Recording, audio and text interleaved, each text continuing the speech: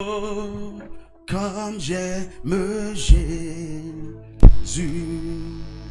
Oh, comme j'aime Jésus. Oh, comme j'aime Jésus. Là, il m'est mal le premier. Oh, oh, oh, oh. Comme j'aime Jésus. Oh, oh, Oh, comme j'aime Jésus. Oh, comme j'aime Jésus. oh. Car il m'aime à le premier. Oh, oh, Oh, oh, comme j'aime Jésus. oh, Oh, comme j'aime Jésus. Oh, comme j'aime Jésus. Ah. Car il m'aime à le premier. Oh, comme j'aime Jésus. Oh, comme j'aime Jésus. Oh, comme j'aime Jésus. Car il m'aime à le premier. Oh, comme j'aime Jésus. Oh, comme j'aime Jésus. Oh, comme j'aime Jésus. Car il m'aime à le premier. Amen. Bientôt, tout le monde saura que tu es un amoureux, un passionné de Jésus. Amen. Matthieu chapitre 22, verset 37. Matthieu chapitre 22, verset 37. Et 1 Samuel, 1 Roi chapitre 3, verset 3. Matthieu 22, 37. Et Jésus lui répondit: tu aimeras le Seigneur ton Dieu de tout ton cœur, de toute ton âme et de toute ta pensée. 1 Roi chapitre 3, verset 3. Salomon aimait l'Éternel et suivait les coutumes de David, son père. Comment aimer Dieu? C'est quoi la deuxième partie? Comment aimer Dieu? Tu peux t'asseoir dans sa présence. Alléluia. Comment aimer Dieu? Dieu exige que nous l'aimions. Il a fait de cela un commandement. Tu aimeras le Seigneur, ton Dieu, de tout ton cœur, de toute ton âme, de toute ta force, de toutes tes pensées. Ah, c'est un amour possessif. Il veut te posséder. Il y a des gens qui disent: je n'aime pas que Dieu me contrôle. Je n'aime pas. Il y a beaucoup qui se méfient de Dieu, qui se méfient du Saint-Esprit. Hein? Si ce n'est pas fait maintenant, tu risques de devenir pasteur. Dis à ton voisin: tu n'as pas de vie pour toi-même. Hein?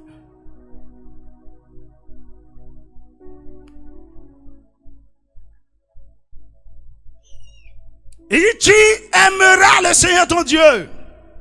Et nous avons vu même dans l'Ancien Testament, au moment où l'esprit qui permet à l'homme d'aimer vraiment Dieu n'a pas encore été établi dans le cœur des hommes, que David aimait Dieu. Son fils Salomon aimait Dieu. Après Salomon, on a vu Josaphat qui aimait Dieu. Ils aimaient Dieu. La raison pour laquelle on appelait David l'homme selon le cœur de Dieu. C'est Dieu lui-même qui l'a appelé. Il dit l'homme. Il dit: j'ai vu un homme selon mon cœur. Il va remplacer Saül. Saül, son cœur n'est pas correct.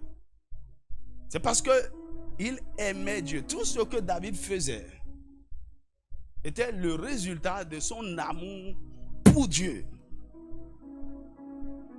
Et donc, écoute-moi, tu ne peux pas aimer Dieu et il ne sera pas au courant. Dis-moi amen. Et c'est qu'il y a des gens qui aiment les gens et les gens ne sont pas au courant. Alléluia.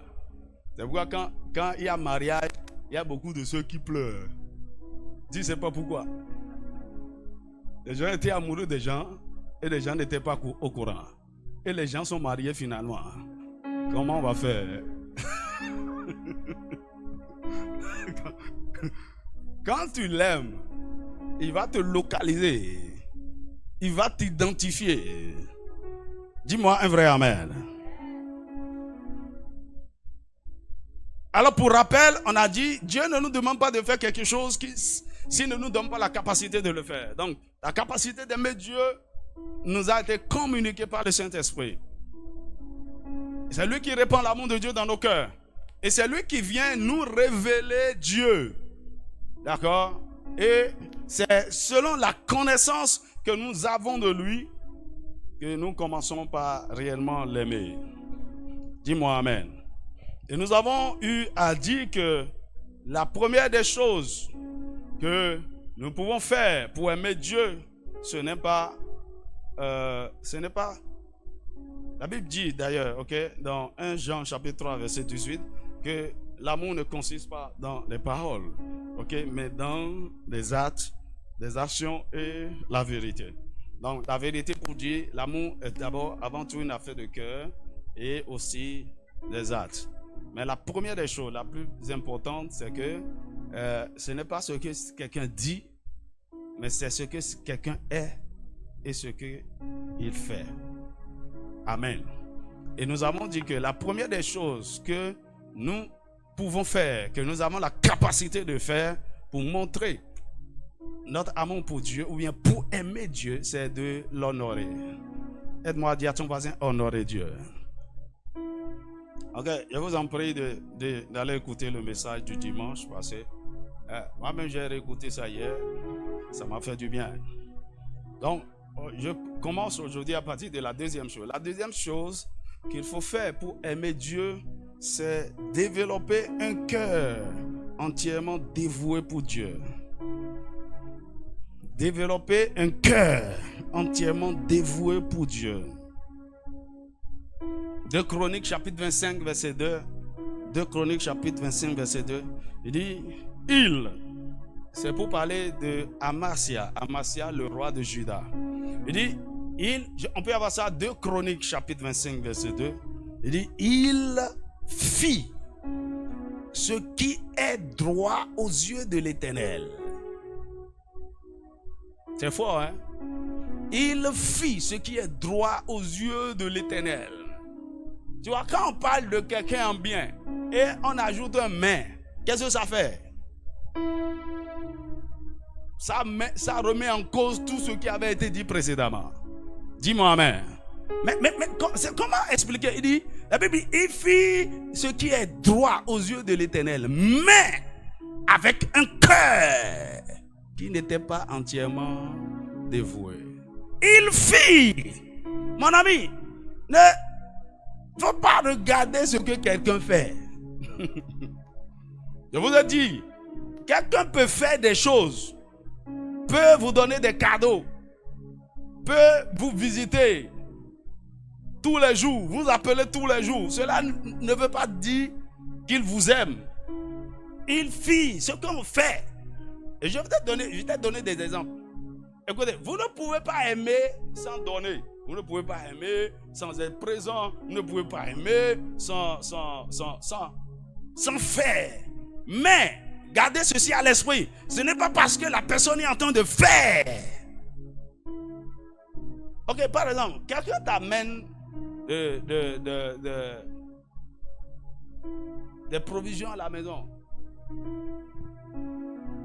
Ok, une fois, une femme m'a donné des jus. C'était des jus empoisonnés. Elle dit, c'était les coffrets, ils en font là, pour des fêtes. Bien joli. Et tu vas dire, regardez, c'est cadeau. Et il y avait toutes sortes de jus dedans. Il y avait jus d'ananas. Oh, dans le temps, je prenais tellement jus d'ananas. Je ne sais pas pourquoi, le coffret restait comme ça, attaché. pendant des jours sur la table. Et les bouteilles ont commencé par gonfler. Waouh! Waouh! C'est quoi ça? C'était plus du jus. L'intérieur, c'était... Elle a posé un acte qui prouve l'amour. C'était pour détruire. Et bizarrement, c'était bizarre. Personne dans la maison n'était intéressé par. Je pouvais dire, est-ce que je peux prendre des jus? Je dis, oui, il faut prendre du jus. Personne n'était intéressé. Donc fais attention. C'est pas ce que quelqu'un fait. C'est ce qu'il est. C'est pourquoi vous devez avoir la capacité d'avoir la perception, le discernement des cœurs qui sont autour de vous.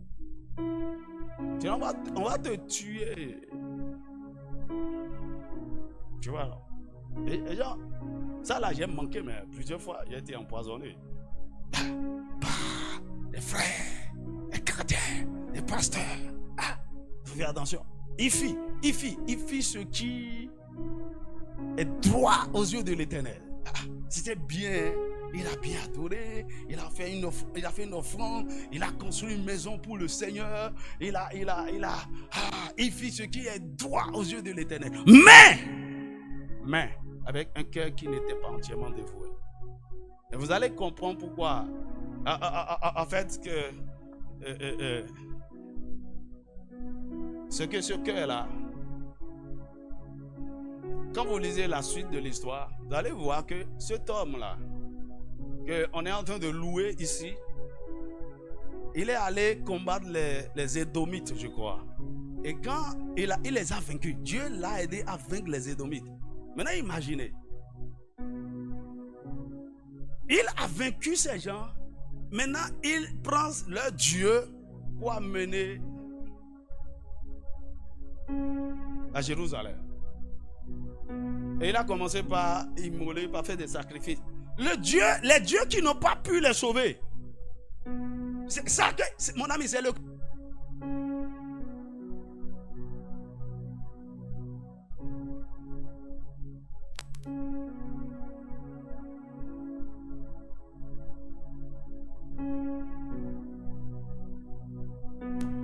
Alléluia. Non, c'est bon. Donc, il est allé amener d'autres dieux. Quelqu'un qui aime Dieu peut adorer d'autres dieux. Et Dieu l'a livré. Il est mort par un coup d'état. Que cela ne soit pas ta portion. Pourquoi? Son cœur n'était pas entièrement dévoué. Bien-aimé, il est important, il est primordial que vous sachiez que l'amour pour Dieu est avant tout une affaire du cœur. Dis à ton voisin, c'est une affaire du cœur. Et non de la tête et non des œuvres. Dis-moi un vrai amen. Notre esprit, notre volonté, nos pensées, nos sentiments doivent être dévoués à Dieu entièrement.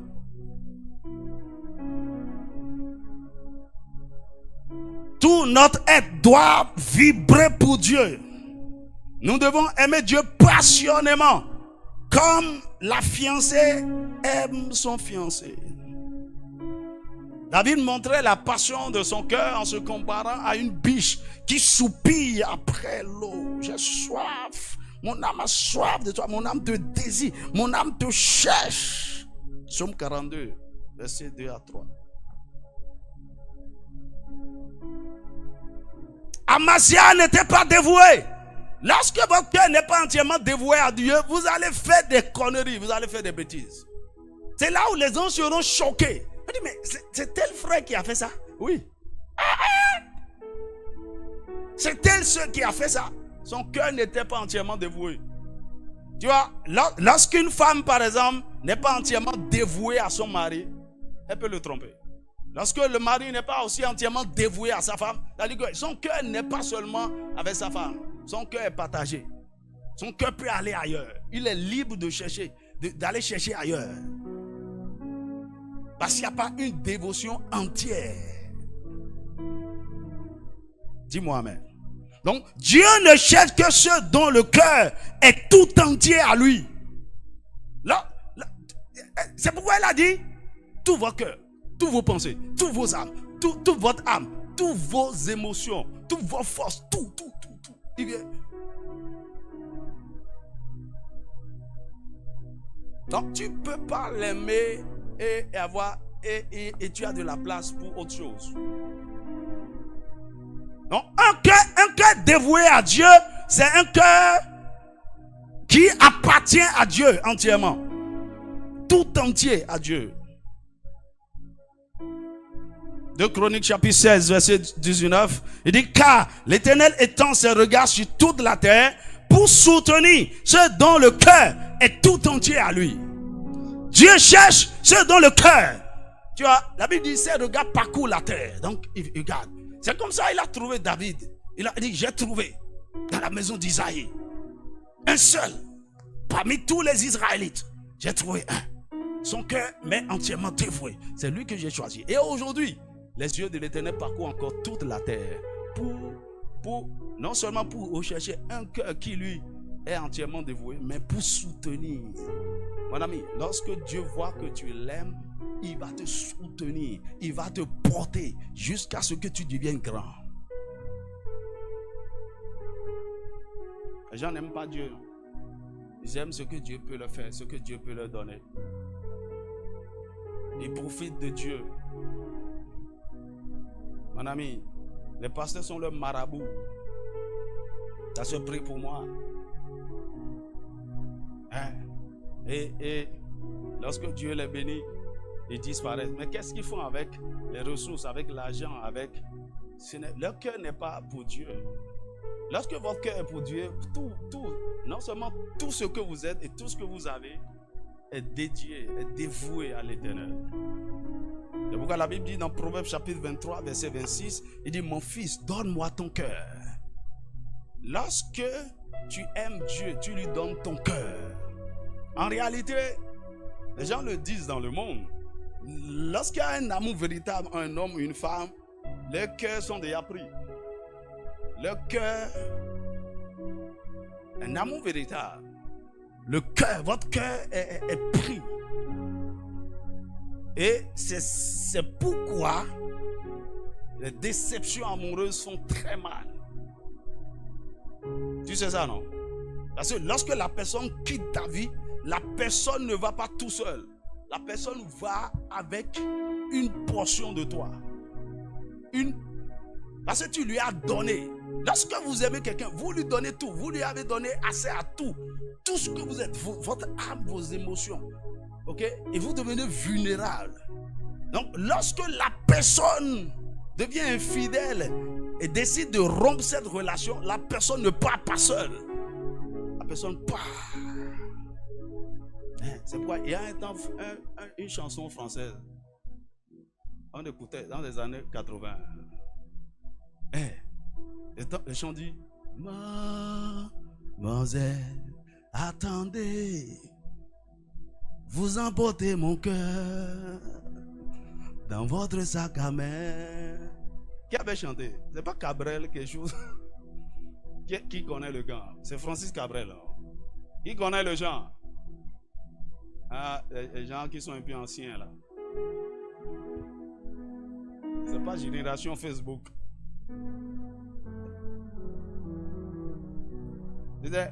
Avant, j'écoutais la radio dans la nuit.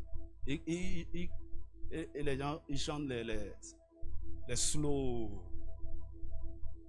Mon ami, il ne faut pas écouter ça pour dormir. Avant là, des trucs bizarres comme ça.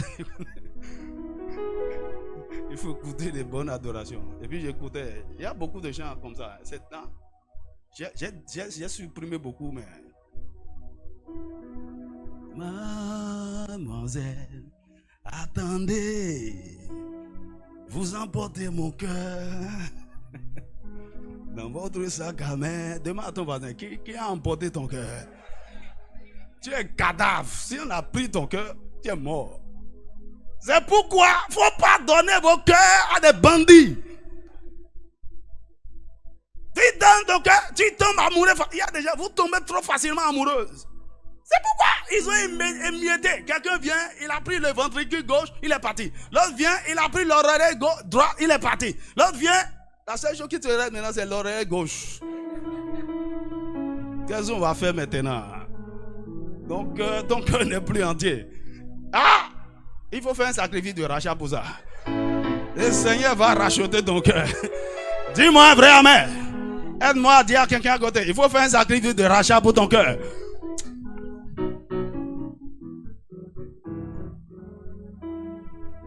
La personne à qui vous devez donner votre cœur, premièrement, est en sécurité.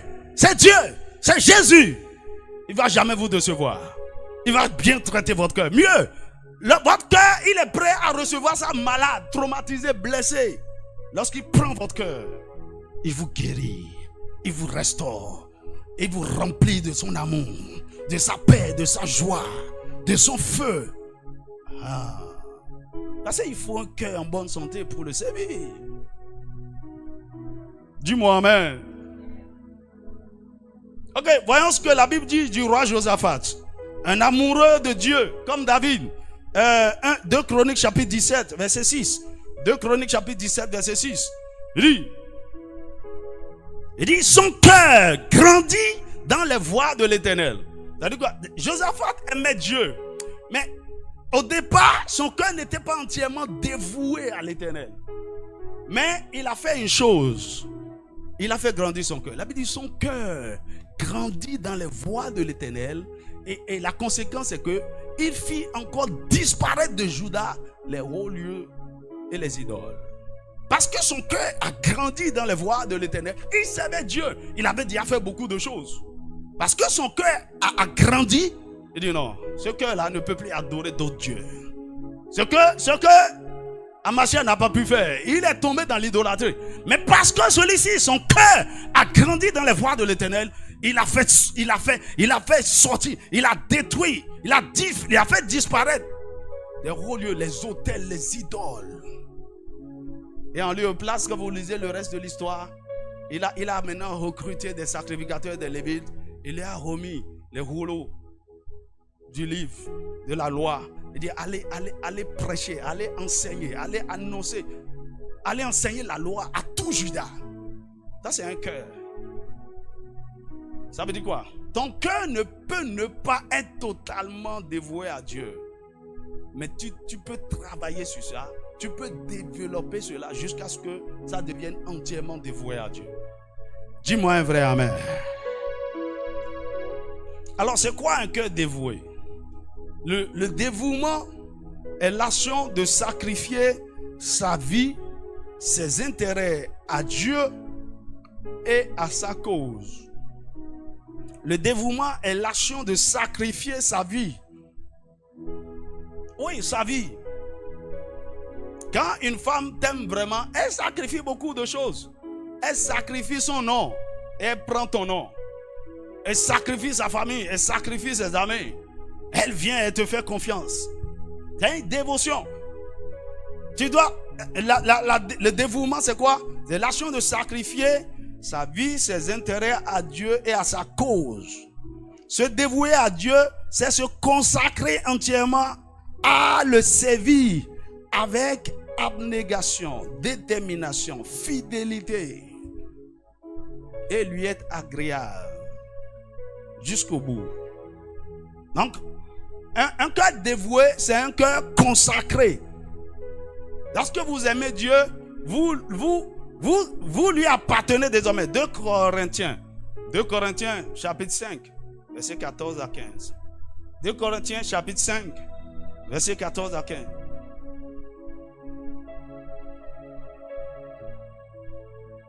On peut avoir ça, 2 Corinthiens chapitre 5, verset 14 à 15.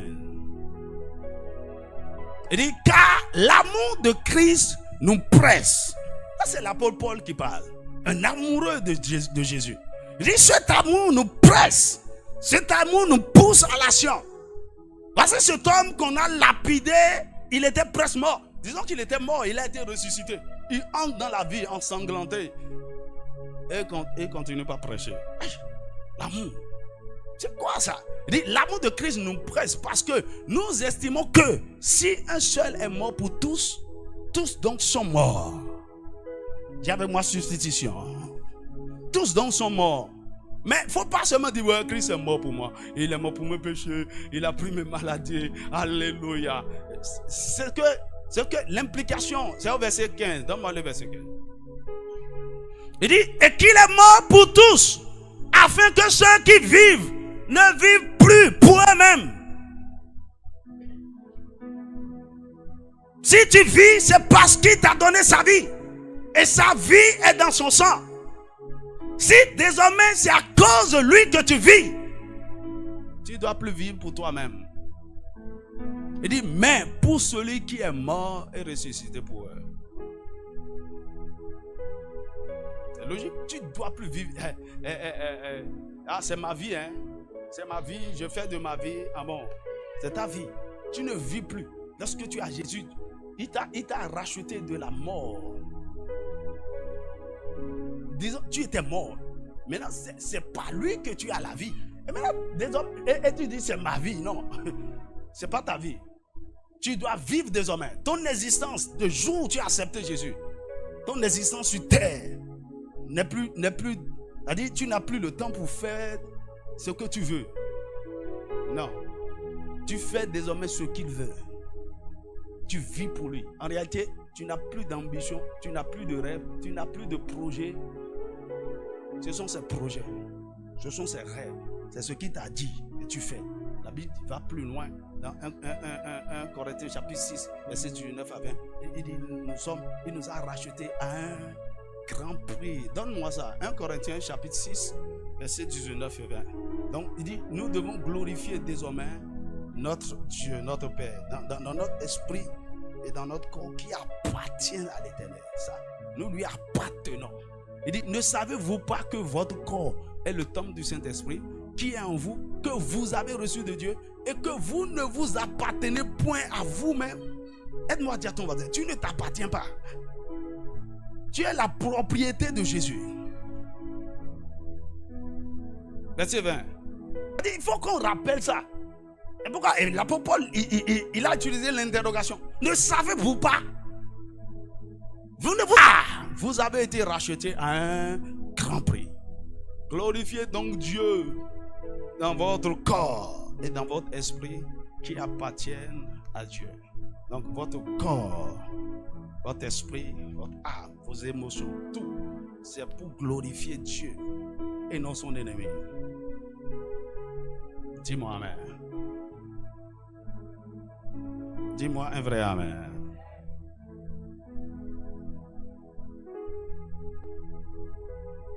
Alors, se dévouer, c'est faire une chose pénible, dure. C'est pas facile. Au profit de Dieu et de son royaume. C'est développer un esprit patriotique pour le royaume de Dieu. Le patriote est une personne qui aime sa patrie et la sert avec dévouement. Un vrai patriote est celui qui a comme première priorité sa patrie. La patrie d'abord, la patrie ou rien. C'est pour ça que j'aime les soldats américains. Surtout le corps qu'on appelle la marine. C'est des gens fous. Ils sont prêts à faire n'importe quoi pour l'Amérique. Et la patrie ou la mort. Il ne faut pas écouter les gens qui disent ça actuellement. Ils ne sont pas prêts pour mourir.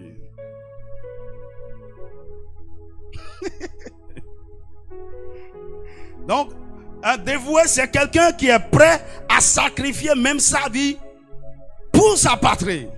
Et ici, notre patrie, c'est le royaume de Dieu. Donc, tu dois être entièrement engagé pour le développement, l'expansion, le bien-être, la stabilité du royaume de Dieu sur la terre. Donc, pour chaque enfant de Dieu, son premier amour doit être Dieu, son roi et sa première cause, le royaume de Dieu. Ton premier amour, c'est Dieu. Ta première cause pour laquelle tu vis sur la terre, le royaume de Dieu. Mais qu'est-ce que nous constatons aujourd'hui? Les gens n'aiment pas Dieu. Et ils le poursuivent pour leurs propres intérêts. Il ne peut pas défendre la cause. Il ne peut pas défendre l'évangile. Il ne peut pas. Il ne peut pas. Dis-moi amen. Il y a des gens qui sont prêts même à prendre l'argent pour vendre l'église. Pour vendre. Pour faire des choses terribles. Ça, c'est le patriotisme. Tu vois, au lancement des Jeux Olympiques, les gens ils ont présenté certaines scènes, okay, qui ridiculisaient la Sainte Seine. Les gens ont commencé par se lever un peu partout pour dénoncer ça. Ok? Ça, c'est la fibre patriotique. Ok, qu'est-ce qui nous pousse, par exemple, peut-être dire qu'on est fatigué, non? Le 31 à 17h30, nous sommes ici pour contrôler la porte de la 65e année d'indépendance de notre nation. Ok, ça c'est le patriotisme. Dis-moi amen. Nous allons crier à Dieu. Le Bénin. Notre amour pour le Bénin est tellement fort que il faut des gens comme nous pour diriger le Bénin. Dis-moi amen. Ceux qui sont là, ils n'aiment pas la nation. Ils s'aiment eux-mêmes. Ils aiment leur poche. Ils aiment leur famille. Ils aiment leurs copines. Beaucoup de copines. Les gens sont en train de pleurer, de crier, ils s'en foutent. C'est pourquoi il peut signer des contrats aux Chinois, aux Indiens, vendre les ressources du pays. Ils n'aiment pas, mon ami. Il faut un vrai patriote pour devenir président. Ils aiment. Mon ami, on va prendre ce pays. Le Bénin est trop riche. C'est parce qu'il y a trop de voleurs depuis des années. Trop de voyous. Oui, j'ai dit ça. Mais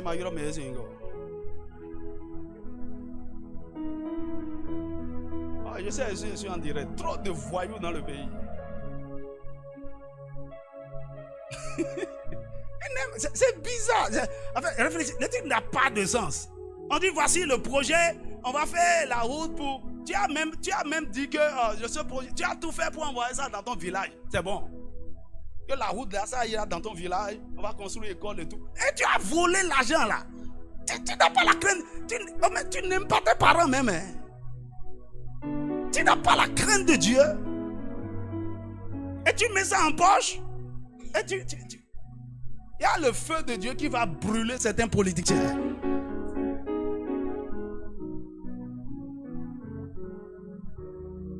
Mais mieux, nous ne combattons pas seulement pour notre patrie terrestre. Nous combattons pour notre patrie céleste.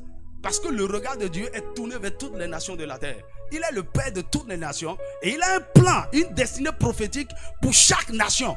Et notre responsabilité en tant que patriote, Seigneur, ce que tu veux faire du Bénin, nous sommes ici pour amener ça à l'accomplissement. Dis-moi un vrai amen. Le Bénin est une nation d'adorateurs, de sacrificateurs. Nous sommes naturellement des gens spirituels. Mais Satan nous a pervertis et a amené notre spiritualité de l'autre côté. Mais il faut des fils de Dieu pour ramener le Bénin dans sa condition. Satan a trouvé ses fils et il veut promouvoir le vaudou. Ça ne marchera pas. Ça ne marchera pas. Le Bénin est pour Jésus. C'est pourquoi il nous a suscité. Organiser Jésus règne sur le Bénin. Ça n'a peut-être l'air de rien aujourd'hui. Nous savons ce que nous sommes en train de faire dans l'atmosphère. Dis avec moi, patriote. Je me dis, hé, ma soeur. C'est que l'argent que tu dépenses, il faut au moins changer ta voiture.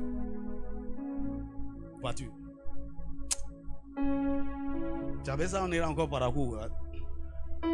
Dis-moi amen. Il faut laisser la voiture comme ça. Mais le moteur est en forme. Tu sais, cette voiture-là, ça va partout dans le pays. Tu sais ce que ça fait? Ça me dissimule. Tu vois, ça n'attire pas le regard, c'est vrai que c'est grand, mais on va partout avec. Viens me voir, je suis en jean, en t-shirt, en train de renverser les choses partout dans la nation. Dis avec moi, patriote. On est prêt à mourir, on est prêt à mourir. Une fois, je suis allé confronter un hôtel national. Moi-même, j'ai vu J'ai vu l'idole là. Mon cœur a fait. Elle dit non. On est prêt à mourir. Dis avec moi, patriote. C'est le patriote qui dit on ira gagner des âmes pour Jésus. La mission qu'il nous confie, c'est ça. Et parce que la première des choses, la chose la plus efficace pour restaurer une nation, c'est de faire en sorte que la majorité des citoyens acceptent Jésus. C'est fini. Le combat est fini. Et là, tu t'imagines, là tu vas dans une localité et tu gagnes le roi. Le roi a accepté Jésus. Tu as gagné toute la communauté. Dis-moi amen.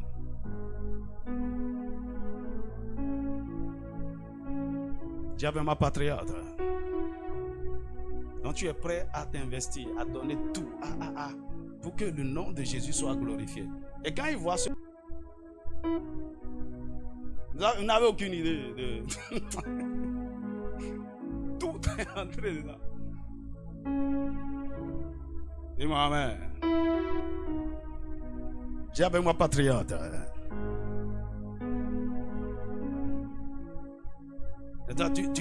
Tu négocies, tu calcules, tu sais mon ami, tu n'aimes pas encore Dieu.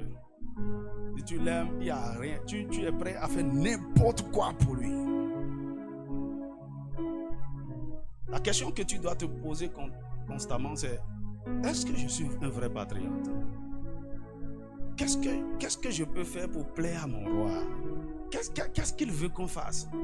Tu vois, c'est les prières que je faisais, Seigneur. Qu'est-ce que tu as envie de faire au Bénin? Qu'est-ce que tu es en train de faire? Et tu cherches quelqu'un pour envoyer. Seigneur, je suis prêt. Si tu vois que je peux le faire, envoie-moi. Ça, c'est le cœur. Que puis-je faire? Je vous ai dit le dimanche dernier, lorsque vous aimez quelqu'un, vous êtes prêt à lui faire plaisir. Seigneur, qu'est-ce qu'il peut faire pour te faire plaisir? Il te donnera des instructions. Dis-moi amen. Maintenant, le problème, c'est: Seigneur, Jésus, est-ce que tu me vois même? Je n'aime pas ce que tu fais. Hein? Tu as béni ma petite soeur. Elle s'est mariée et je suis là. Seigneur Jésus, c'est pas bon. Hein? C'est pas bon. En tout cas, je te donne 3 mois.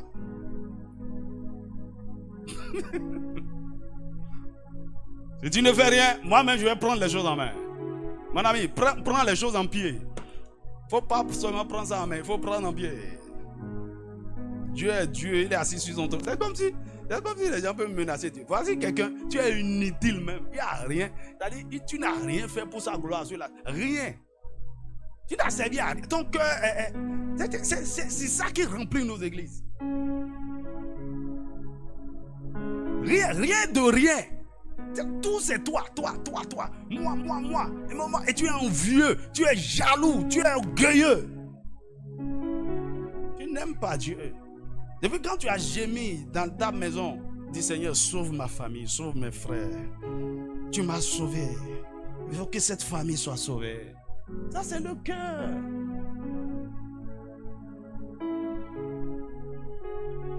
Tu ne peux pas prier, tu ne peux pas donner. Qu'est-ce que tu fais? Tu ne peux pas évangéliser. C'est-à-dire, j'attends l'élévation. Le Seigneur va m'élever. Le Seigneur va t'élever. Hey. Dis à ton voisin: Dieu cherche des patriotes. Dieu cherche des bâtisseurs. Et non des spectateurs et des parasites. Dis-moi amen.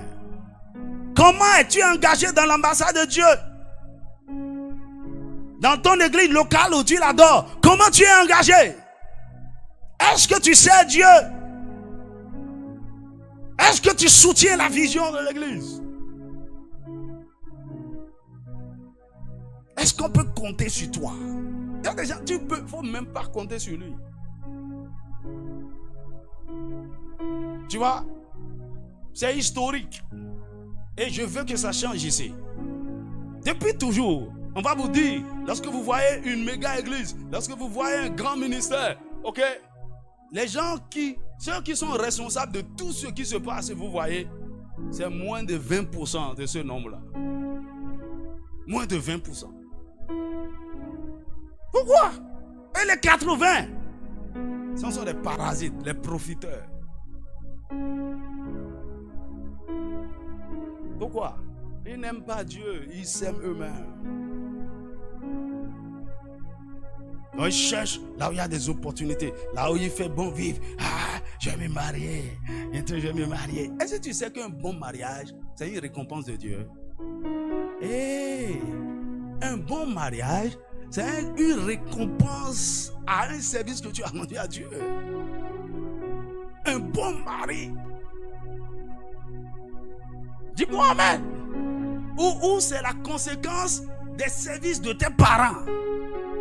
Des alliances qu'ils ont eu à faire avec Dieu. Dieu dit ok. C'est ce que Dieu a dit à David, non? Il dit parce que tu m'as honoré. L'âme selon mon cœur, tu m'as bien servi. Il dit voici.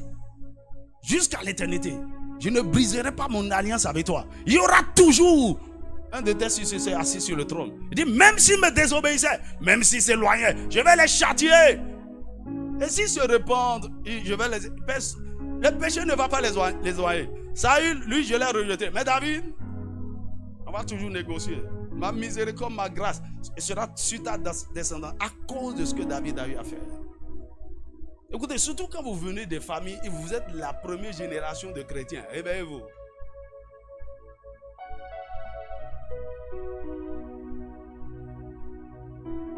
Vous êtes la première génération de chrétiens. C'est-à-dire, vos parents n'avaient pas servi Dieu. Ils n'ont rien fait pour Dieu. Vous n'avez pas d'héritage spirituel. Vous n'avez pas d'héritage. Mon ami, mon père était un apôtre. En fait, il y a quelque chose que Dieu lui a dit et il m'a rappelé ça la dernière fois par rapport à la nation du Bénin. Mon père, lui, il ne traitait pas les autels comme je le fais. Il allait physiquement casser les idoles des gens.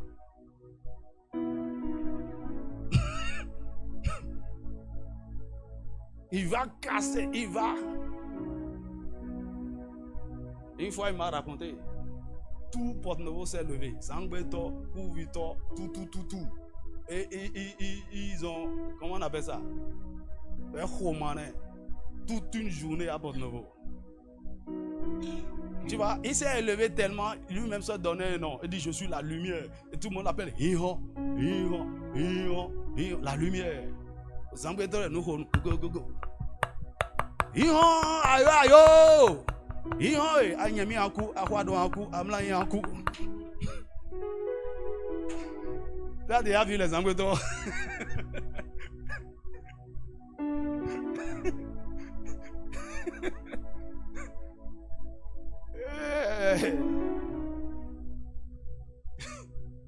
Mon ami, tes parents ne t'ont laissé aucun héritage. Mais Dieu, le Seigneur m'a aussi dit, il dit, ton père t'a laissé beaucoup de batailles.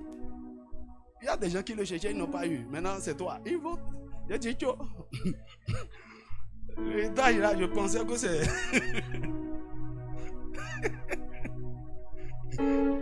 Mais j'ai juré. J'ai dit, je ne laisserai aucun mauvais héritage pour ma descendance. Cette guerre, on va combattre et finir. Mon ami, c'est Dieu. Sois comme David. Josué dit, moi et ma maison, nous servirons l'Éternel.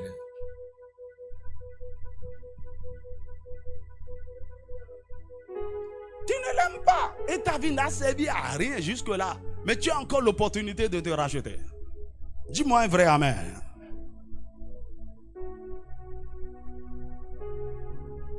Dieu cherche les amoureux, non seulement pour changer les vies, mais aussi les familles et les nations.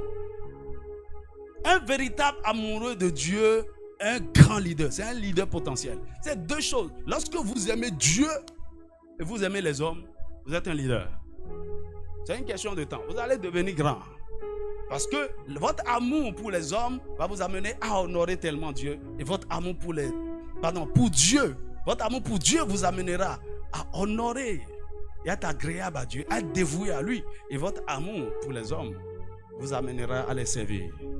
Et le leadership n'est rien d'autre que ça. Servir les hommes, servir votre génération. Faites quelque chose. Dis-moi amen. Il y a des actes d'évangélisation là. Ouais. Je suis allé. Moi, je me suis déchaussé. Je me suis tenu là. J'ai posé, j'ai bâti un hôtel. J'ai parlé, j'ai déclaré des choses.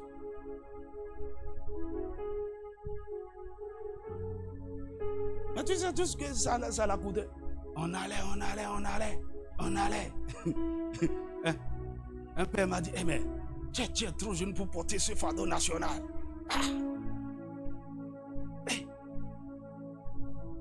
Je lui ai dit, l'argent qu'on a dépensé pour GM la dernière fois, il dit, c'est pas vrai. 6 500 000.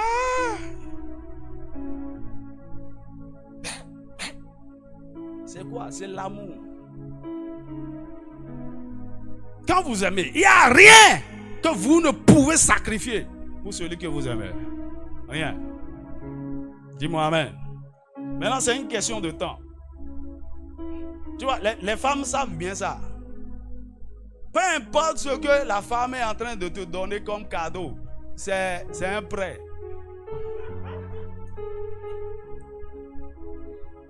Est-ce que les hommes sont d'accord avec moi?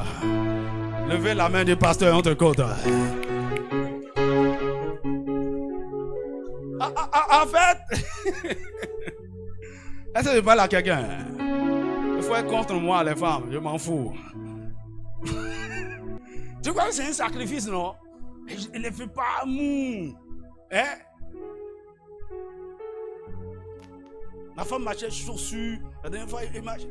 En fait, même, c'est ton argent qu'on te redonne d'une manière ou d'une autre.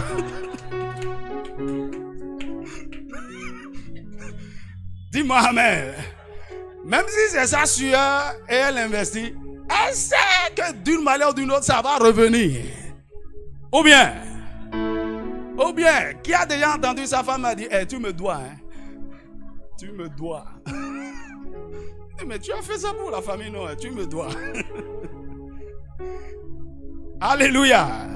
Lorsque vous servez Dieu avec passion, c'est la même chose. Dieu il va vous rembourser. Comment? Il n'est pas responsable. C'est pas. Surtout quand tu sais que ton mari c'est un homme capable. Tu n'as même pas peur. Tu vois, la dernière fois, j'étais en retraite et je suis venu. Ma femme m'a dit, les gens étaient venus, une facture, les gens étaient venus couper le courant. Elle dit, mais j'ai réglé ça. Et puis, elle dit, bon, tu as réglé ça. Mais je sais que je dois aux gens déjà.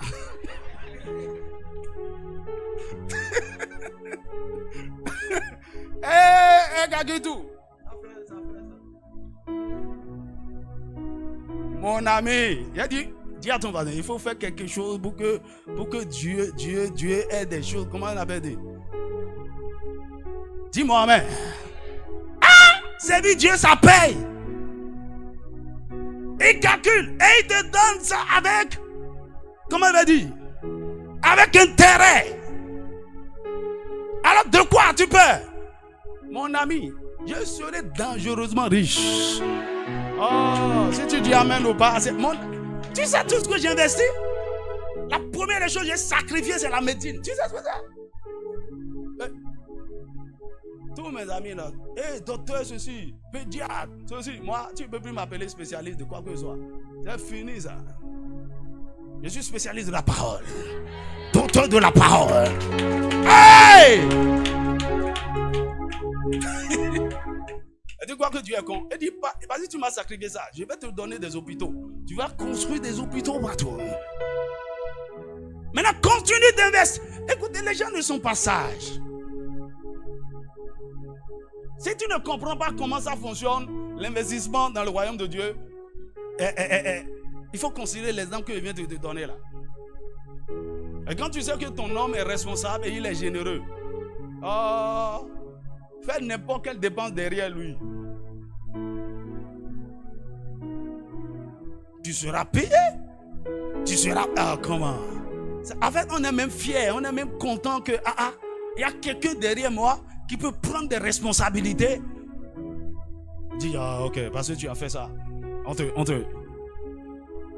Dis-moi un vrai amen. Oh, dis-moi un vrai amen. Dis-moi un vrai amen. Dis avec moi, je suis un vrai patriote. Le Seigneur, il va te surprendre. Alors, comment on va dire, donne-lui tout. Et tu ne manqueras de rien. Donne-lui tout ton cœur. Et si tu as des ressources, donne. Et tu ne manqueras de rien. Ceci m'amène à la deuxième chose. Lorsque vous aimez Dieu, vous devez le servir. Donc, c'est 2 ou 4? 3. C'est 3, non? Vous devez servir Dieu de tout votre cœur. L'amour, lorsque vous aimez, vous servez. Lorsque vous aimez, vous servez. Et dans un mariage sérieux, c'est comme ça. L'homme sert. Il sert la femme, il sert ses enfants. Sa femme le sert. Tu ne peux pas aimer et ne pas servir. C'est impossible.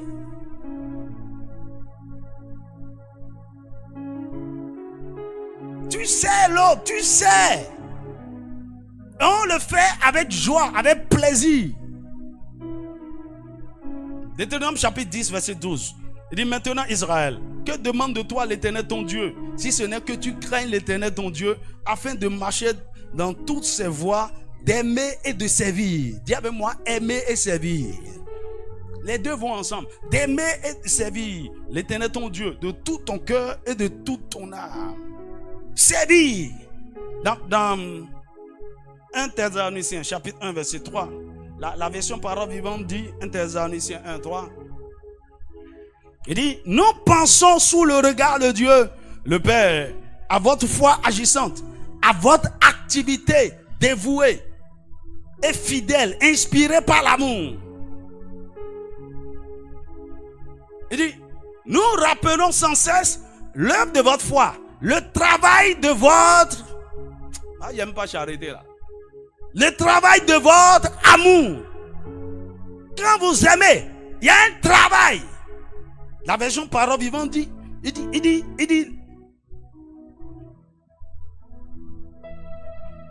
votre activité dévouée et fidèle, inspirée par l'amour, aux fatigues que cet amour vous permet d'affronter avec une inébranlable fermeté et à votre constance et à espérer le retour de notre Seigneur Jésus-Christ.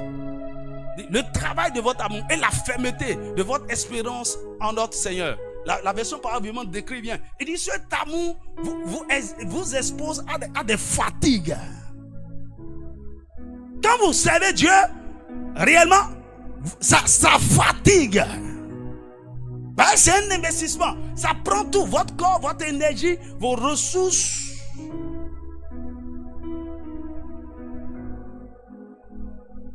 Eh bien, tu n'as aucune idée de combien mon corps est fatigué là. Mais je ne veux pas venir te servir Dieu, te servir en te montrant que ouais, je suis fatigué. Non, je ne peux pas. Je n'arrive pas. Madame, mon corps peut être malade, n'importe comment. Je dois donner mon cœur dans tout ce que je fais. Avec feu, avec passion. Dis-moi amen. Tu me dis de prier pour toi. Ah, on va casser encore ici tout à l'heure. Pourquoi? C'est pourquoi quand je regarde les gens, je suis fatigué. Je suis fatigué. Hein? Juge chapitre 8 verset 4, ça veut dire quoi? Fatigué, mais poursuivant toujours. Mais pourquoi? Parce que vous aimez. Regarde nos mères avec plusieurs enfants. Ça c'est le signe, le symbole même. Elle vient du boulot tout fatiguée. Elle rentre dans la cuisine. L'amour. L'amour. Ça fatigue. Ça fatigue. Dis-moi amen. Donc l'amour pour Dieu engendre du travail de votre part. Une activité dévouée et fidèle, inspirée par l'amour. Lequel amour peut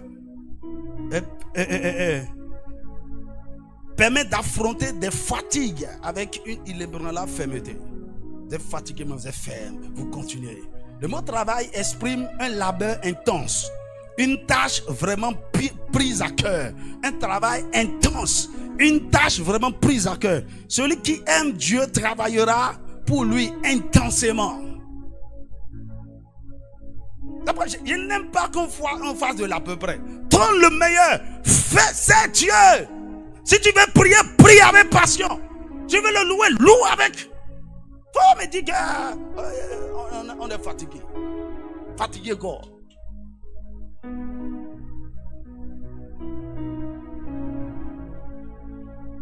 Je répète, celui qui aime Dieu travaillera pour lui intensément. Une vie chrétienne de laisser aller prouve l'absence de l'amour. La Bible déclare même, celui qui sert Dieu avec négligence est maudit. Tu n'as jamais lu ça? Regarde, donne-moi le verset là. Jérémie 48, verset 10. Les gens servent avec négligence, avec légèreté. Ah, je fais de mon mieux. C'est temps-ci, on est fatigué. Pourquoi? Mon ami, quand c'est pas fini, on n'est pas fatigué. Tu as en toi l'énergie, l'esprit qu'il faut pour te communiquer la force jusqu'à ce que ça finisse. Est-ce qu'on peut lire ensemble? One to go. C'est pas ma parole, hein. One to go. Maudit soit celui qui fait avec négligence l'œuvre de Dieu. Maudit soit celui qui éloigne son épée du canal. Maudit soit celui qui refuse de faire la guerre spirituelle. Qu'il faut prier avec passion. Maudit soit celui qui fait l'œuvre de Dieu avec négligence. Tu as une opportunité de et tu fais avec négligence, avec légèreté. Non. Mon ami, on sait Dieu avec excellence. On sait Dieu avec passion. Si tu veux faire quelque chose, fais ça bien.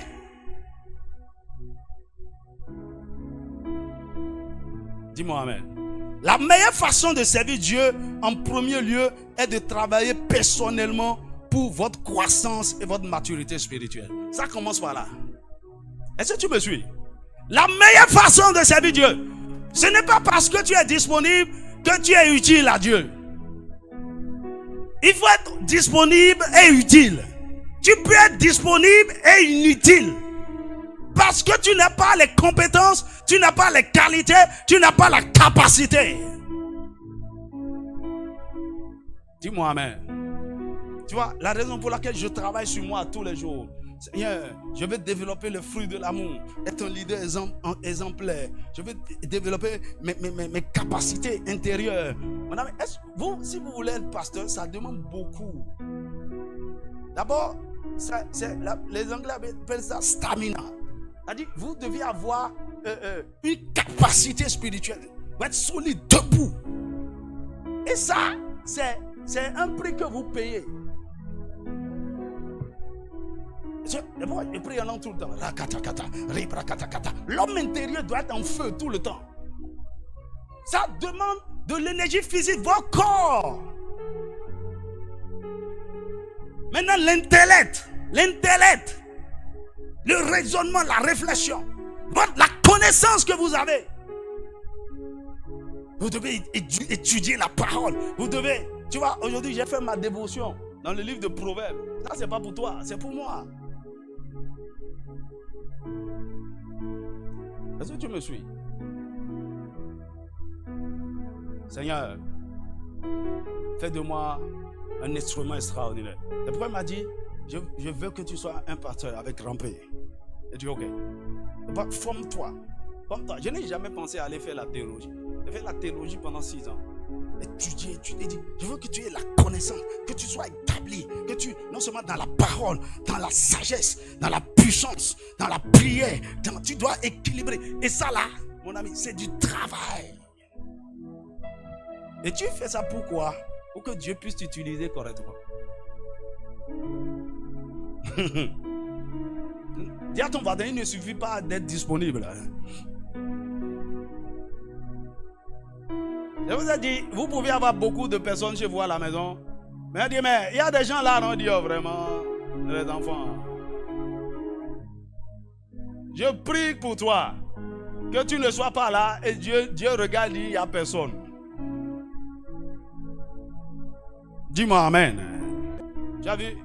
Je sais qu'il y a beaucoup de jeunes gens ici, l'esprit. Travailler inlassablement. Tous ceux qui ont travaillé pendant la technique, inlassablement. Tout le monde est fatigué, on a fini, ok, On démonte tout, on ramasse. Ils travaillaient jusqu'à 4h, 5h du matin. Ça, c'est l'esprit. On est fatigué, on va coucher où? Ok, ils ont amené tout. Hier, la nuit, ils sont restés. Ils ont tout installé, réinstallé tout. Dis-moi amen. C'est là que tu acclames le Seigneur pour l'équipe technique. Tu vois, la dernière fois, souvent, quand on veut se déplacer comme ça, on fait souvent appel à des techniciens extérieurs pour nous appuyer. Mais cette fois-ci, on a fait appel à personne. Ils ont tout géré tout seuls. Comment? Acclame Jésus.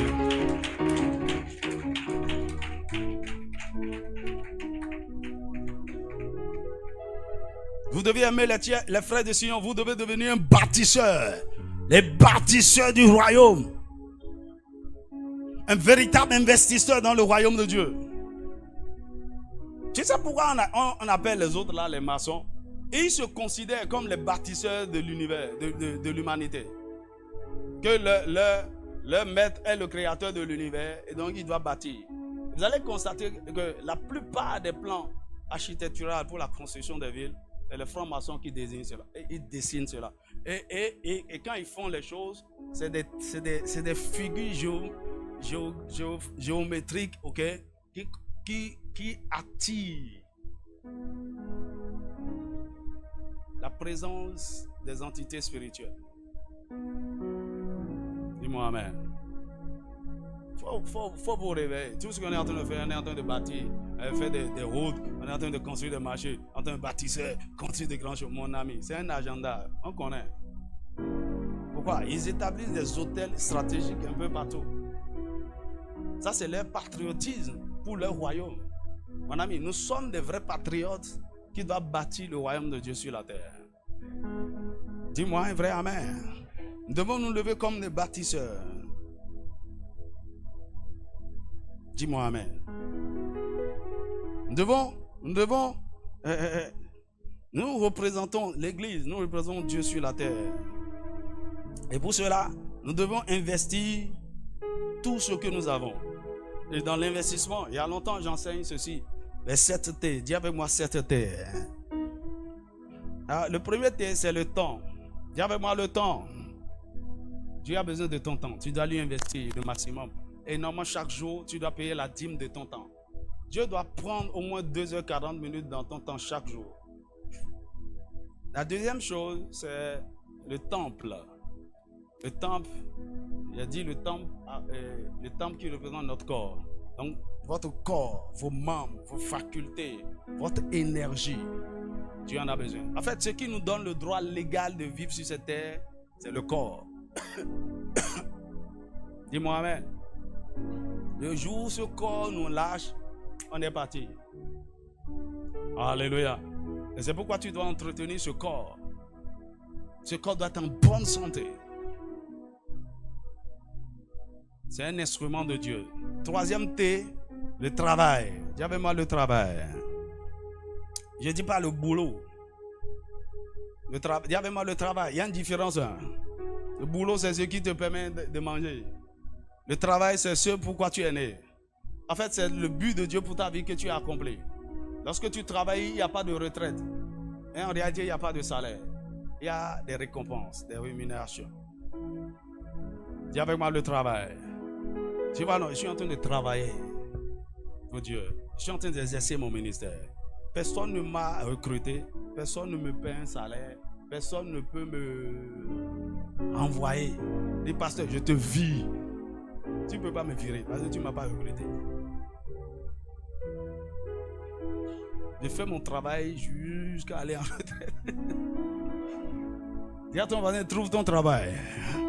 Aide-moi à dire à quelqu'un à côté de toi, il faut passer du boulot au travail. Dis-lui, il ne faut pas mourir dans ce boulot.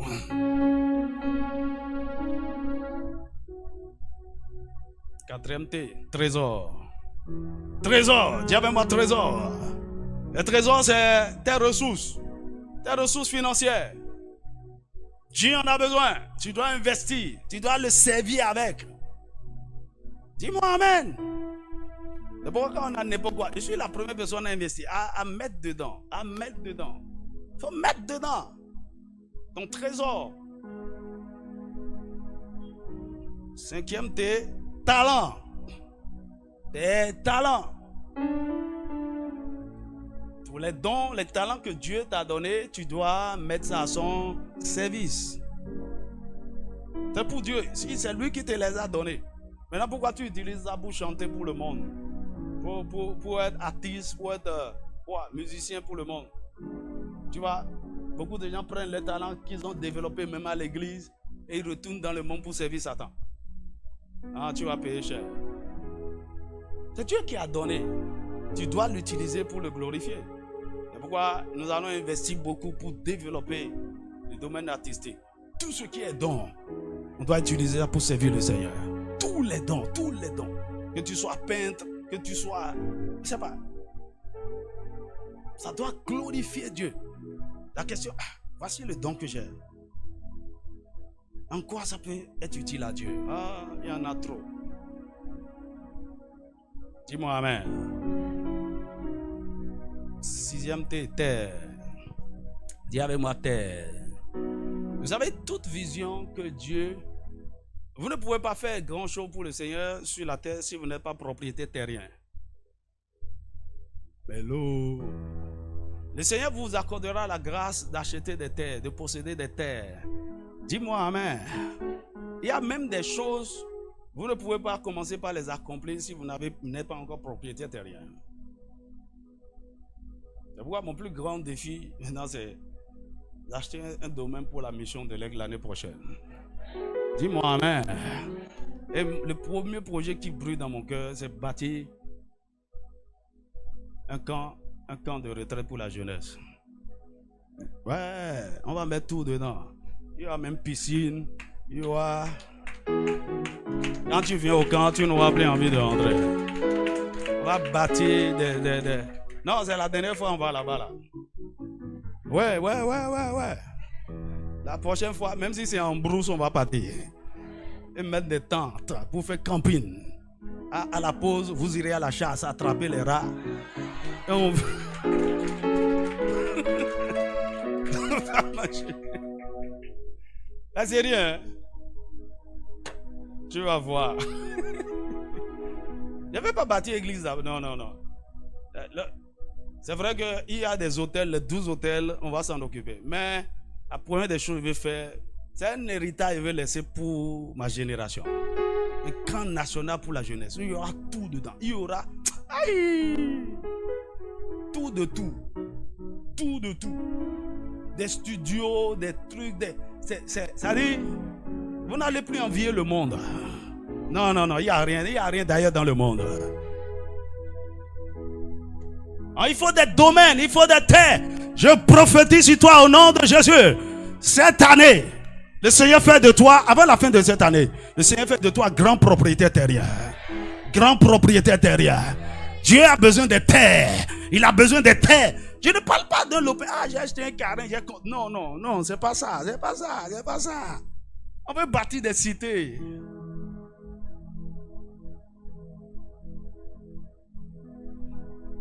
Je prophétise pour quelqu'un. Le Seigneur va t'utiliser pour faire ça là spécialement. Il dit, si c'est les terres, pasteur, il faut me laisser ça. Et tu vas m'appeler et dire, Seigneur, hey, pasteur, il y a déjà 20 hectares ici. Viens voir si c'est bon, ça peut aller. J'ai entendu qu'il y a 200 hectares à Alada. On va prendre ça aussi. Il y a 1000 hectares mon ami, on va acheter cette nation. On va acheter. Dis-moi un vrai amen. La terre. Beaucoup de gens n'ont pas cette pensée. Écoutez, surtout l'église évangélique en grippe. C'est pourquoi? Bon, on n'est pas église évangélique. Nous sommes une nation. C'est nous qui avons toujours des problèmes d'espace. Parce qu'il n'y a pas de vision. J'ai acheté un carré, c'est notre siège. Quel siège? Il n'y a même pas de parking. Pourquoi croire qu'on a commencé quelque chose ici? Quand je pense église, je pense d'abord grand parking. Parce que tout le monde viendra avec sa voiture. Toi-même, les enfants, la femme, au moins une famille viendra avec 3 voitures. Il faut de l'espace pour garer tout ça. Dis-moi un vrai amen. Tu vois qu'on a commencé quelque chose. Dis avec moi les terres. Les terres. Je les appelle au nom de Jésus. Le Seigneur nous donne des domaines à Cotonou. Aïe, aïe, aïe, aïe. Dis-moi un vrai amen. Tu vois que les terres sont, mon ami, même si un mètre carré devient 1 million, on aura des domaines.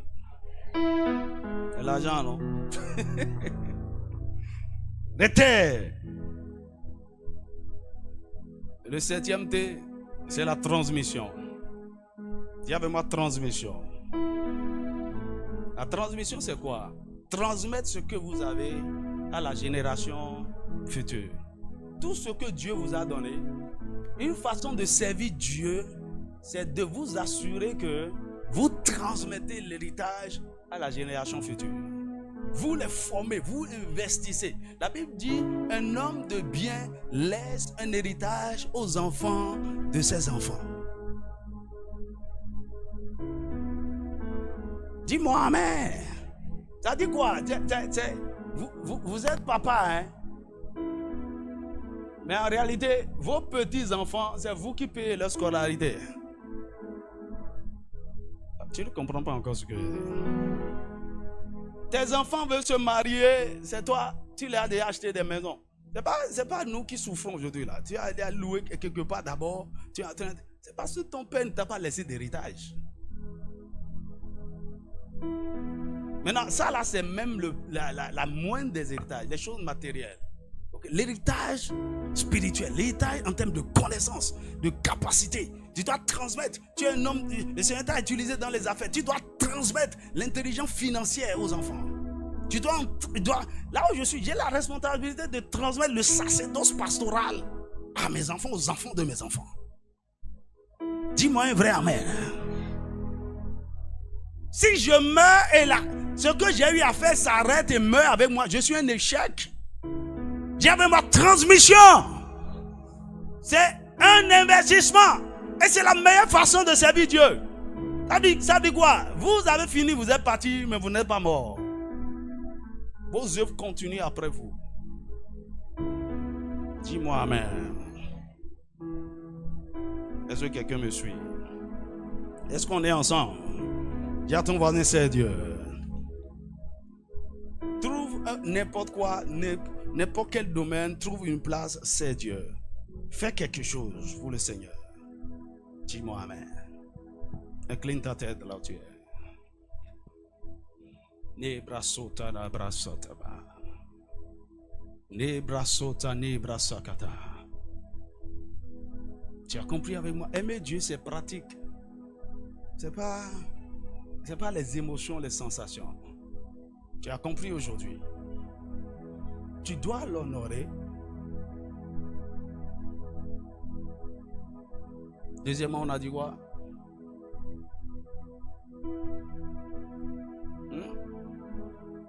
Tu dois développer un cœur dévoué pour Dieu.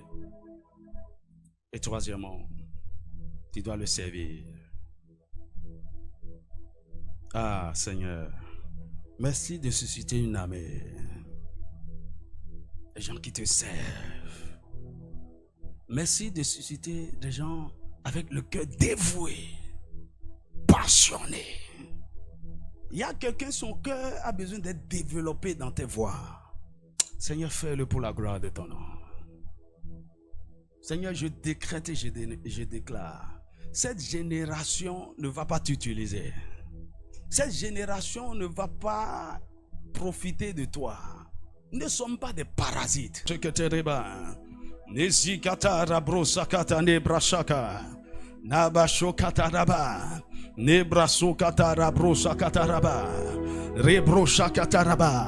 Seigneur, je prie afin que tu renverses les forteresses religieuses. Les forteresses de la religion. La religion nous a pervertis. La religion a fait de nous on n'est pas des adorateurs, on n'est pas des amoureux. On va juste à l'église. Mon ami, Seigneur, ce n'est pas ta volonté. Délivre-nous de la religion.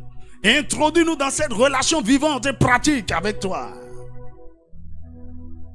Afin que nous apprenions à t'honorer, à appliquer nos cœurs à la sagesse et à faire ce qui est droit, ce qui est juste. Seigneur, je prie pour tous les cœurs. Tous les cœurs que Satan a pris en otage. Les cœurs traumatisés, les cœurs blessés. Les cœurs qui ne peuvent pas t'aimer. Les cœurs égoïstes. Les cœurs qui sont centrés sur eux-mêmes. Les cœurs dominés par le moi. Seigneur, délivre ces cœurs. Brise les forteresses. Montre-leur qu'il ne s'agit pas d'eux. Ils sont des instruments rachetés par Dieu pour servir ses intérêts. C'est ce que notre société nous a appris. C'est l'éducation que on a reçue dans nos familles. Il s'agit de nous. Mais nous avons compris désormais. Il s'agit de toi. De toi, Seigneur. Il s'agit de toi. De toi et toi, sœur. De toi et toi, sœur. Seigneur, je prie afin que tu saisisses le cœur de ce peuple. Pour que nous puissions vraiment t'aimer. Pour que du haut des cieux, un jour, tu nous regardes et tu dises, voici l'homme selon mon cœur. Nous voulons être l'homme selon ton cœur. Nous voulons qu'on dise de nous, comme on a parlé, on a dit de Salomon, il aimait l'Éternel. Qu'on puisse dire un jour, Benjamin aimait l'Éternel. Il aimait l'Éternel. Avec passion, il le servait. Avec détermination, avec abnégation, avec. Tu vas guérir nos cœurs. Tu vas réparer nos cœurs. Tu vas restaurer nos cœurs. Tu vas guérir nos cœurs. Et tu vas nous utiliser pour ta gloire. Oh Dieu. Marabrosa kataraba. Nijakatare brasotanaba. Zatana brasotana braseketete. Ne braso kataraba. Mon ami, aime Dieu, tu ne vas pas regretter. Si tu l'aimes, tu deviendras un monument sur la terre. Parce qu'il va s'investir en toi. Il va te donner ce que tu ne peux pas contenir. Ce que tu ne peux pas gérer pendant 4 générations. Oh, aime Dieu, que ton cœur grandisse dans ses voies. Seigneur, donne-moi ce cœur. Mon ami, l'une des choses qu'il faut faire régulièrement pour développer un cœur qui aime Dieu, c'est de le lui demander. C'est de prier par rapport à ça. Seigneur, enseigne-moi à t'aimer. Donne-moi un cœur qui t'aime.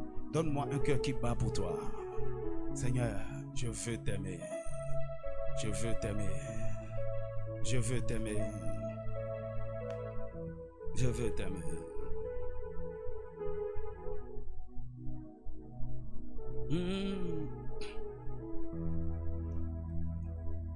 Je veux chanter un chant d'amour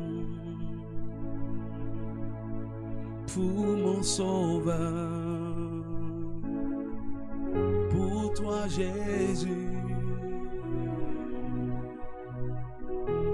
Merci pour ce que tu as fait. Tu es si précieux, Jésus mon sauveur. Je suis heureux, tu m'as donné ton nom. Je ne veux pas être ailleurs. Je suis heureux, tu m'as donné ton nom. Je ne veux pas être ailleurs que dans tes bras d'amour, que dans tes bras d'amour, dans tes bras d'amour, dans tes bras.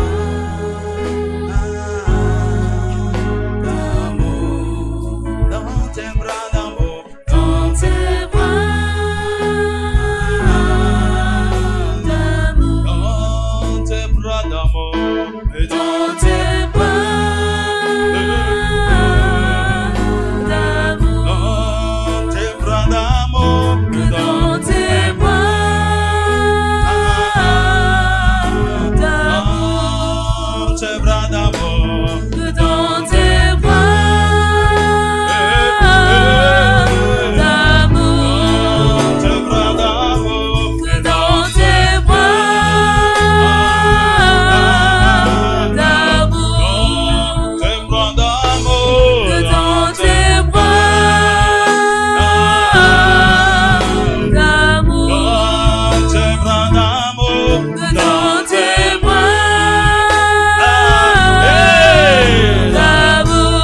veux apprendre à t'aimer dans tes bras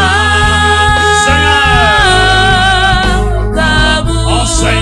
Enseigne-moi à t'aimer Dans tes bras d'amour. Guéris mon cœur malade, guéris mon cœur blessé. Dans tes bras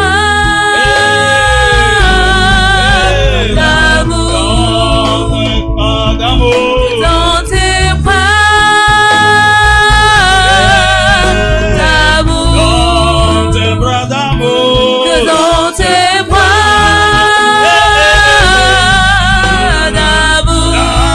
Tes bras d'amour. Dans tes bras d'amour. Tes bras d'amour. Dans tes bras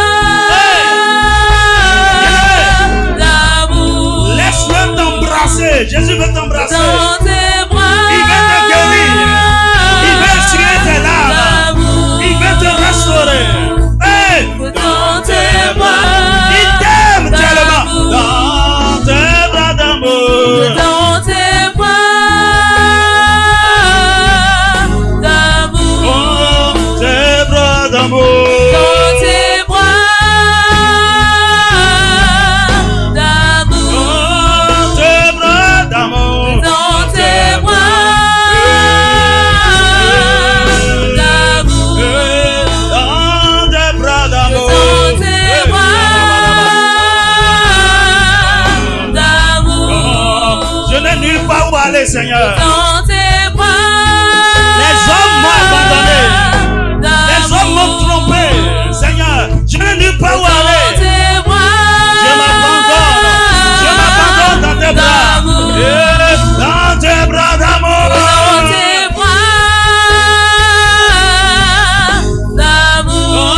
Dans tes bras d'amour. Dans tes bras d'amour. Dans tes bras d'amour. Dans tes bras d'amour. Dans tes bras d'amour. Dans tes bras d'amour. Dans tes bras d'amour. Dans tes bras d'amour. Oh, tes bras d'amour. Dans tes bras Enseigne-moi. Dans tes bras, enseigne-moi à t'aimer. Dans tes bras Enseigne-moi à t'honorer. Développe mon cœur dans tes voies, Seigneur. Enseigne-moi à te servir. Dans tes bras d'amour. Oh, tes bras d'amour. Dans tes bras d'amour. Tout près de toi, contre ton cœur. Tout près de toi, contre ton cœur. Tout près de toi, contre ton cœur. Tout près de toi, contre ton cœur. Tout près de toi, entre ton cœur. Tout près de toi, tout près de toi, entre ton cœur, entre ton cœur. Tout près de toi, Tout près de toi. je ne veux plus aller ailleurs. Entre ton cœur, garde-moi tout près de toi. Tout près de toi. Oh, oh, oh. Contre ton cœur. Tout près de toi, Tout près de toi. Contre ton cœur. tout près de toi, Tout près de toi. Contre ton cœur. tout près de toi, Tout près de toi. Contre ton cœur. tout près de toi, Tout près de toi. Contre ton cœur. tout près de toi, Tout près de toi. Contre ton cœur. tout près de toi, Tout près de toi.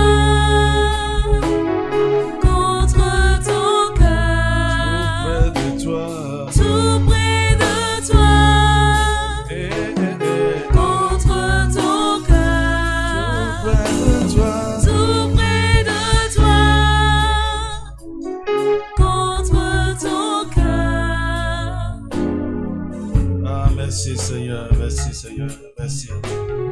Merci Seigneur. Merci Seigneur. Merci Seigneur.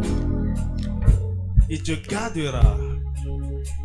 D'abord, il t'attirera à lui. Si tu étais éloigné, sa main d'amour te ramènera près de son cœur. Et il te gardera là, afin de t'enseigner son amour. Merci Jésus. Merci Seigneur. Est-ce que tu peux acclamer celui qui t'attend, Seigneur?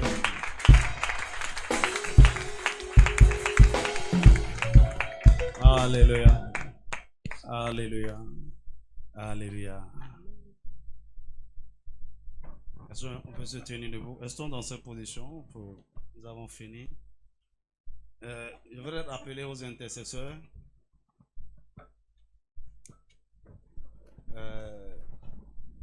Le jeudi, c'est le 1er août, nous rentrons dans notre 65e année d'anniversaire.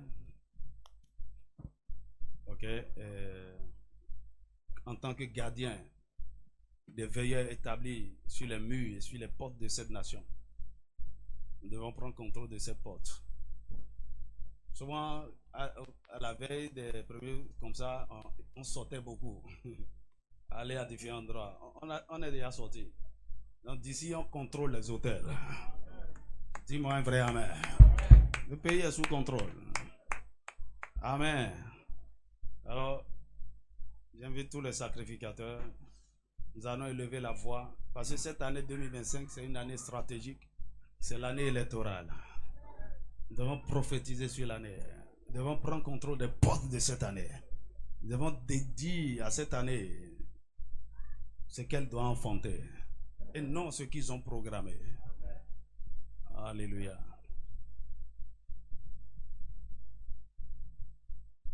Donc si vous avez aussi ce fardeau d'intercesseur, pas pour venir vous amuser. Hein. Si tu cherches mari, percé, voyage, il ne faut pas venir. On veut prier pour la nation. D'accord? Nous allons élever la voix. Parce que c'est une année extraordinaire. Dis-moi amen. Est-ce que tu peux acclamer Jésus? Alors, n'oublions pas, le jeudi soir, encore nous sommes là aussi pour la prière. Que le Seigneur vous bénisse richement. Il y a d'autres choses à annoncer, mais je le ferai le dimanche prochain par la grâce de Dieu. Balance tes mains, dis merci au Seigneur. Il faudrait que tu prennes 2 minutes tout en balançant tes mains. Demande-lui quelque chose. C'est quoi le désir de ton cœur? Qu'est-ce que tu veux qu'il fasse pour toi? Il est merveilleux, il est merveilleux, il est merveilleux. Il est merveilleux, il est merveilleux, il est merveilleux. Oh, merci Jésus. Merci. Merci. Tu es merveilleux, tu es excellent, tu es glorieux. Masatara brasotana mashakata. Libra sotaraba. Nebroshikatata. Masotaraba. Nous voulons te glorifier, Seigneur, glorifier ton nom, Seigneur, car ton nom est grand et digne de gloire.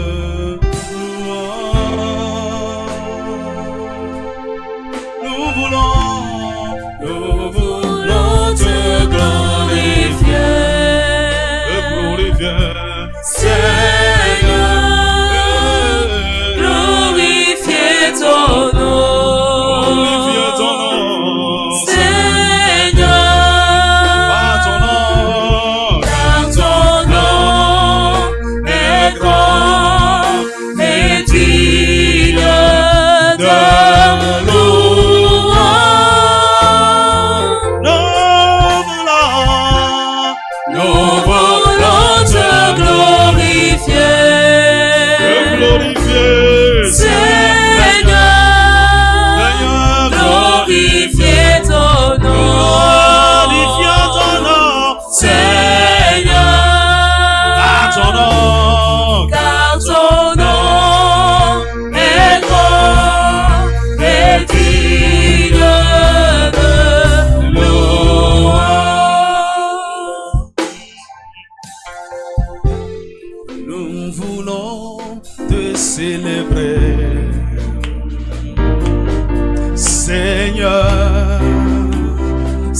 célébrer ton nom, Seigneur,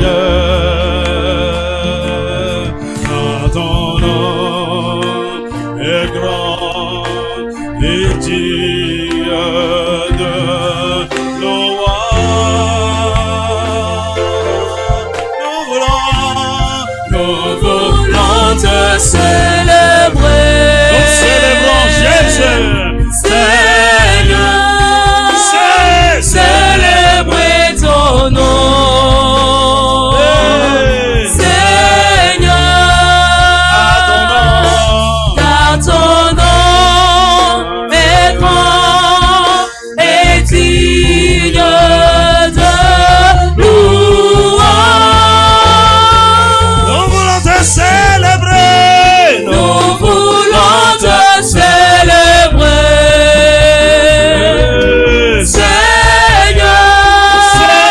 Célébrer ton nom, Seigneur,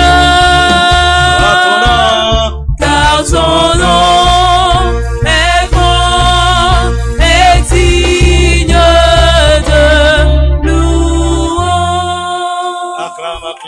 Acclame, Seigneur. Son nom est grand et digne de louange. Seigneur, nous bénissons ton nom, nous te célébrons, nous te magnifions, nous t'adorons, nous t'exaltons, nous t'apprécions, Seigneur, car ton nom est grand, ton nom est digne de louange. Rien en contemplant la grandeur, la hauteur, la longueur, la largeur, la profondeur de ton amour, nous sommes émerveillés. Seigneur, il est temps que tu nous enseignes encore, que tu nous enseignes à t'aimer. Que tu fasses de nous des amoureux, des passionnés. Que nous ne soyons pas juste des instruments qui profitent de toi, mais des vases qui t'aiment sincèrement, prêts à faire ta volonté. Seigneur, tu es en train de nous communiquer ces clés. Nous comptons sur ta grâce, nous comptons sur ton esprit. Ceci ne sera pas un message de plus, mais une révélation qui nous transformera, qui nous repositionnera, qui changera surtout nos cœurs. Père, je prie que ton esprit continue de travailler dans les cœurs. C'est là où tout se joue, les cœurs. Guéris les cœurs blessés, traumatisés. Restaure les cœurs mal orientés. Change les mentalités et les perceptions. Seigneur, merci. Je sais que tu es à l'heure. Et que d'ici quelques années, tu verras de vrais patriotes se lever pour toi. Pour faire des exploits pour ton nom et pour ton royaume. Seigneur, tu as fait de grandes choses au milieu de nous. Père, tu m'as dit qu'il y a un vent de rédemption qui souffle sur le peuple. Tu rachètes. Seigneur, par ton esprit, accomplis cette heure dans la vie de chacun de tes enfants. Tout ce qu'eux-mêmes ont vendu, leurs parents ont vendu, pas consciemment ou non. Seigneur, leur gloire, leur héritage, leur étoile, leurs dons, leur vertu, tout ce que l'ennemi a volé, surtout sur l'autel du péché sexuel. Seigneur, dans ta miséricorde et dans ta grâce, restaure toutes choses. Restaure toutes choses. Restaure toutes choses. Seigneur, tout ce que tu as fait, nous le scellons par ton sang précieux. Nous déclarons cette semaine bénie. Sur cet autel, alors que nous rentrons dans notre 65e année d'anniversaire, nous libérons ta paix sur cette nation. D'abord, nous te disons merci pour le Bénin, pour cette belle nation, pour la destinée prophétique et pour le plan rédempteur de cette nation. Merci pour les sacrificateurs, les intercesseurs que nous sommes, que tu as suscités aux portes pour veiller à ce que ton plan s'accomplisse. Père, merci. Alors que nous sommes à la porte de cette année, prends le contrôle de toutes choses. Nous libérons le ministère des anges. Nous savons que dans les quelques jours qui arrivent, il y aura beaucoup de sacrifices ici et là. Seigneur, c'est pourquoi nous recouvrons toute cette nation par ton sang précieux. Tout le territoire béninois est couvert par ton sang précieux. Nous déclarons, nous parlons à la terre, terre, écoute les paroles du prophète, que tout sacrifice qui seront faits en toi, que tout sang versé, tout ce qu'ils vont faire au nom d'un autre royaume, au nom de Satan, au nom des ténèbres, vomis cela, rejette cela, vomis cela, rejette cela. L'incantation, Seigneur, ça ne marchera pas. Tout ce qu'ils vont faire sur n'importe quel autel, c'est avorté et annulé. Là où les gens vont se lever pour faire des sacrifices humains, des sacrifices sanglants, tuant des innocents, que ta colère s'abat sur eux. Dans le nom puissant de Jésus. Seigneur, tu règnes, tu veilles sur cette nation. Père, merci. Nous sommes disposés. Parle-nous, révèle-nous des secrets, donne-nous des instructions par rapport à la saison. Seigneur, que ton nom soit béni. Alors que nous rentrons, nous prions que tes anges campent autour de nous.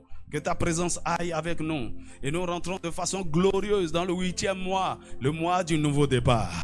Seigneur, au cours de ce mois d'août, Seigneur, nous rentrons dans de nouveaux départs. Tu commences de nouvelles choses dans tous les domaines de notre vie. Oui, je le répète et j'insiste. Crois-moi, pendant ce 8e mois, ta vie va basculer dans quelque chose de nouveau. Il y a quelque chose que le ciel avait conçu depuis des années. Ça va commencer par être effectif et réel au cours de ce mois de juillet. Tout ce que ce mois a en réserve, tout ce que cela a conçu sera enfanté dans le nom de Jésus. Le Seigneur te donnera de grands témoignages pour toi et pour ta famille, dans le nom puissant de Jésus. Père, alors que nous descendons de cette montagne, que ta paix repose sur nous, que tes anges campent autour de nous. Bénis, Seigneur, cette semaine. Toi qui fais toujours au-delà de tout ce que nous pensons, imaginons par la puissance qui agit en nous. Que l'honneur, la gloire, la magnificence te reviennent au siècle des siècles. C'est au nom de Jésus que nous avons prié.